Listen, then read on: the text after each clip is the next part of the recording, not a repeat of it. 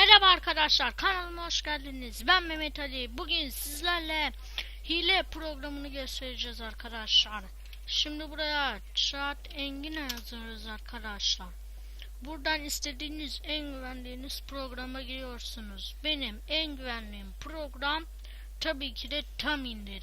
Gezginlerde de çok güvenilir site ama bence tam indirin yeri başlar. Buradan indiriyorsunuz arkadaşlar. Ben indireyim. Bende de indili değil. Bir dakika lan, ne oldu?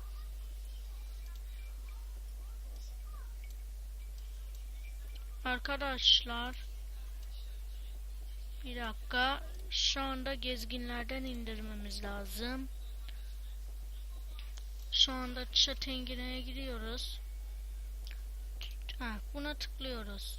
Bu birazdan inmeye başlayacak. Evet, gördüğünüz gibi iniyor. Ben buraları durduracağım. Evet arkadaşlar, programımız yüklendi. Arkadaşlar buradan istediğiniz sitedeki, mesela Google açık, Google'a tıklıyorsunuz. Buradan bu ayarları yapıyorsunuz. Zaten bu chat engine her oyunun hilesini YouTube'da bulmanız lazım. Yani her oyunun hilesi farklı. Chat engine böyle bir program, çok işinize yarayacaktır. Görüşmek üzere. Kanalıma abone olmayı unutmayın. Burası Zikzak Oyun.